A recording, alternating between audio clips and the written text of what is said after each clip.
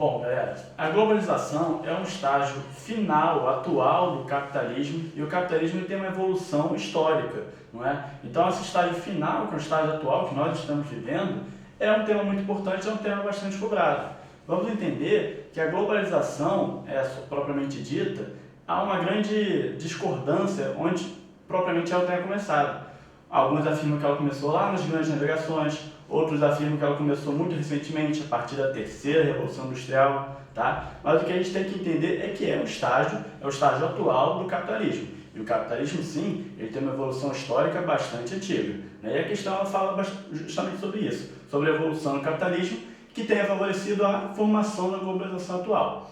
A globalização atual, ela emerge como um fator do neoliberalismo, né? Aquele neoliberalismo é aquela ideia do Estado mínimo. Por quê? O Estado nacional, as empresas estatais, seriam um obstáculo ao avanço da mundialização das empresas. Hoje em dia, nós temos não somente empresas multinacionais, mas nós temos empresas que são verdadeiramente mundiais. E aí, onde é que uma estatal entraria nesse contexto? Onde é que ficariam as políticas protecionistas que muitos mercados utilizam para proteger as suas empresas nacionais? Então, a globalização, para ela dar certo, ela precisa de fato de um Estado mínimo, é isso que ela pressupõe. Então, a redução da participação dos Estados nacionais enquanto Estados empresários é importante para que ela dê mais certo. E aí vamos à questão. A rigor, a história do capitalismo pode ser vista como a história da mundialização, da globalização do mundo.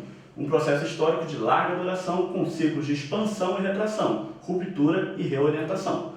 Alguns dos seus centros históricos e geográficos assinalam épocas importantes: Veneza, Amsterdã, Madrid, Lisboa, Londres, Paris, Berlim, Nova York, Tóquio e outros.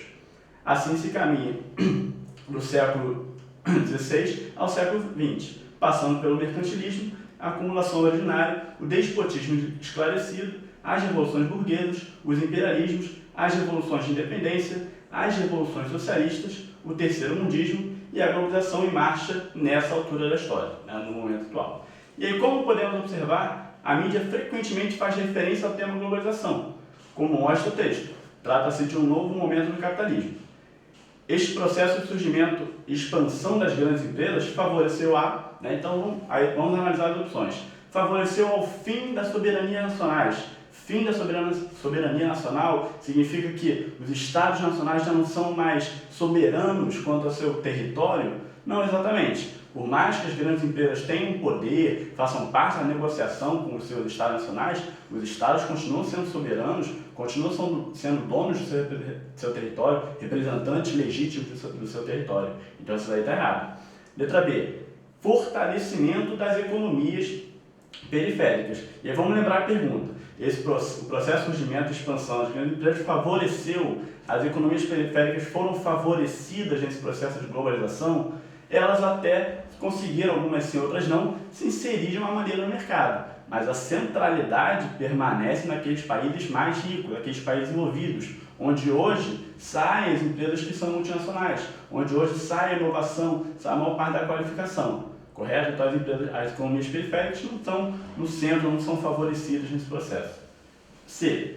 Diminuição da exclusão social. Por mais que a gente tenha inserção de economias periféricas nesse processo, a exclusão, a desigualdade social, ela é mantida e por vezes inclusive aumentada. Tá? A globalização, a expansão do capitalismo não pressupõe uma divisão mais igual das riquezas, que é como diz, por exemplo, a alternativa E, pulando a letra D, a alternativa E fala distribuição igualitária de renda.